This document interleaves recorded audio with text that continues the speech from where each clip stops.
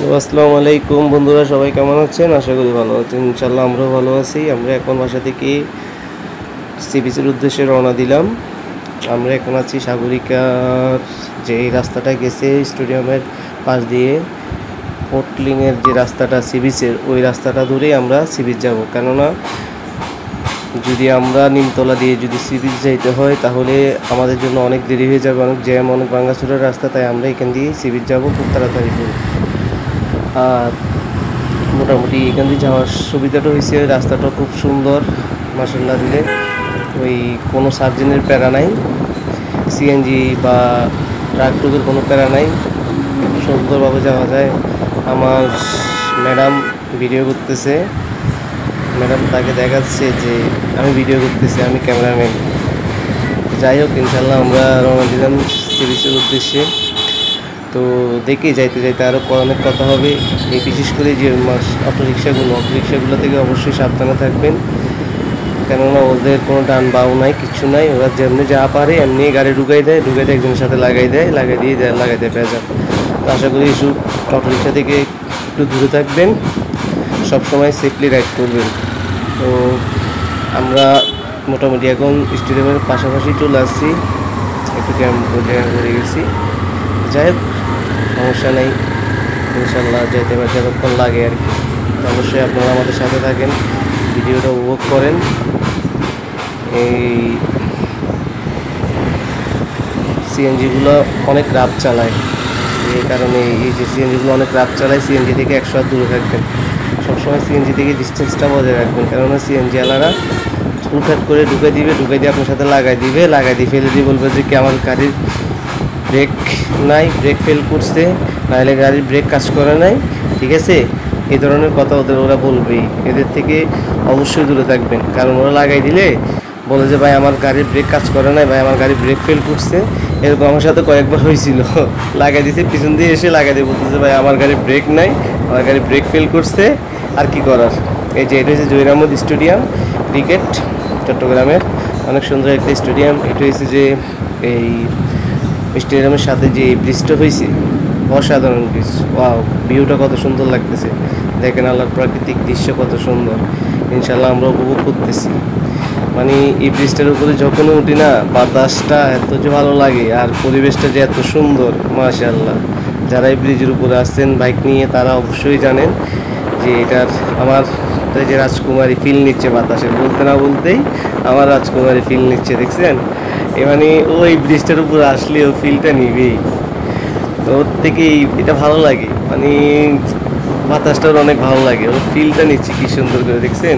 মাশাআল্লাহ। ওর জন্য সবাই দোয়া করবেন ইনশাল্লাহ, যাতে আমরা সুস্থভাবে গাড়িটা চালাতে পারি এবং কি সুস্থভাবেই আমাদের গন্তব্যস্থলে পৌঁছতে পারি। এই যে দেখছেন উপর থেকে ভিউটা, দেখছেন?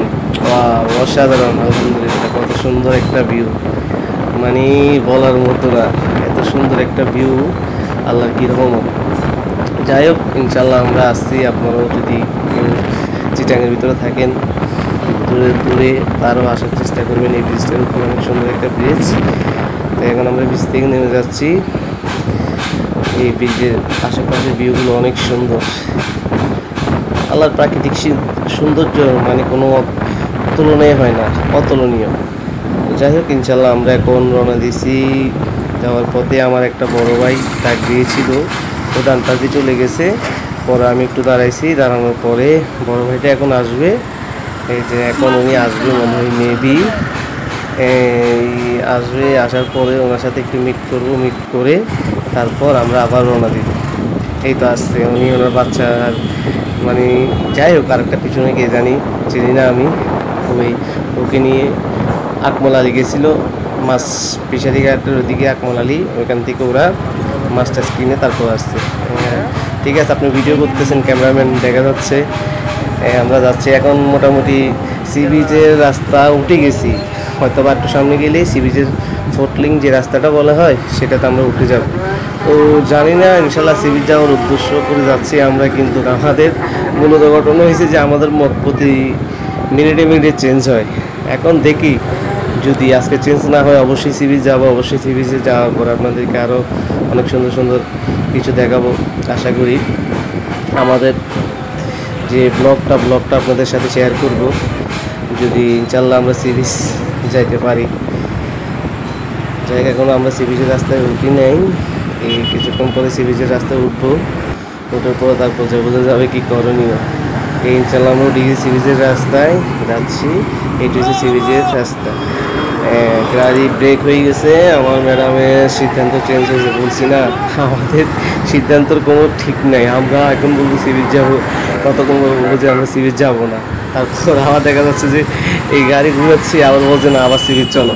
মানে আমাদের সিস্টেমটা মানে জানি কীরকম, আমাদের কোনো মানে নির্ধারিত নেই আমরা কই যাবো। কেউ বেরো না বাসা থেকে নির্ধারিত করে যে আমরা আজকে সি বিচ যাবোই, যাই কিছু, কিন্তু আমাদের বেলা ওঠা না।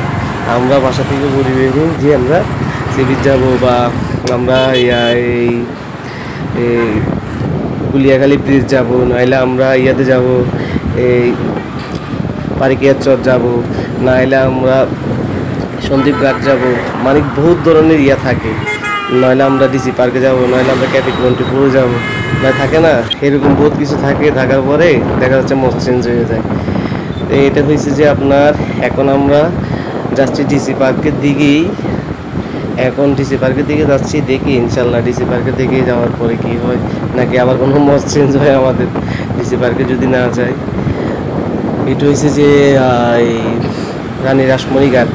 ও আচ্ছা, আমরা এখন রানী রাসমণি ঘাট যাচ্ছি। রানী রাসমণি ঘাট থেকে আমরা আবার ফিরে আসবো। তো এখন যাচ্ছি রানী রাসমণি ঘাট। যাই হোক, সমস্যা নাই, ইনশাল্লাহ ভিডিওটা দেখতে থাকেন। আমরা যাচ্ছি, মূলত ঘটনা হয়েছে যে এখান দিয়ে যখন সি বিচের রাস্তাতে উঠতে হয়, তখন মানে বাম পাশে যাইতে হইলে আপনার ডান পাশ দিয়ে যাইতে হয়। ডান পাশ দিয়ে না গেলে এই রাস্তার রং সাইড দিয়ে না গেলে আপনার পাশে ঢুকতে পারবেন না। এই যে আমরা এখন চলে আসছি রানী রাসমণি ঘাট। আমরা ডিসি পার্কে যাই নাই, আমাদের মতামত চেঞ্জ হয়েছে। এখন আমার রাজকুমারী বলতেছে যে ও আইসক্রিম খাবে, এখন ওকে একটা আইসক্রিম নিয়ে দিতে হবে। যাই হোক, আইসক্রিম দেখা দিচ্ছে, আইসক্রিম নিতে হবে। তো দেখি আইসক্রিম একটা ওকে নিয়ে দিতে হয়, ও যা বলবে তাই, ওকে আইসক্রিম নিয়ে দিতে হবে। আর ও আইসক্রিম খাবে ওর পছন্দে খাবে, ও কারো পছন্দ খাবে না। আইসক্রিমওয়ালা দোকানদার আঙ্কেলের পছন্দ খাবে না, আমার পছন্দ খাবে না, ওর পছন্দ করে নেবে যেটা, ওইটাই সে খাবে। এখন ও দেখাই দিচ্ছে, হচ্ছে না, কোনোটাই হচ্ছে না। ও হয়তোবা নিজের হাত দিয়ে নেবে যে ওর পছন্দ মতো। আচ্ছা, এই যে ও কোনো ওর হাত দিয়ে নিচ্ছে ওর পছন্দ মতো, মানে ও যেটা পছন্দ করবে ওইটাই খাবে। ঠিক আছে, ওই আঙ্কেলে ওইটা নিয়ে দিছে। দেওয়ার পরে ওকে আমি আইসক্রিমের ইয়েটা খুলে দিলাম, খুলে দিয়ে আমি বলতেছি আমি খাওয়াই দিই। ও বলতেছে যে না আমি খাইতে পারবো, তুমি আমার হাতে দাও। মানে ওর হাতে দিছি, ও খাবে। ঠিক আছে, আমার এখানে কোনো কাজ নেই। আচ্ছা যাই হোক, সমস্যা নাই। এখন ও মানে নিজ দায়িত্বে খাচ্ছে। আমি কি করলাম, ওই আইসক্রিম আঙ্কেলের কাছে আবার গেলাম, আইসক্রিম আঙ্কেলকে বললাম যে আঙ্কেল আমাদেরকেও দুটো একটা আইসক্রিম দেন। পরে ম্যাডামকে বললাম ম্যাডাম খাবেন আইসক্রিম, আমি একটা নিলাম। ওরা মুখ থেকে জিজ্ঞেস করতেছে যে তুমি কি খাচ্ছ, ও বলতেছে যে আমি আইসক্রিম খাচ্ছি।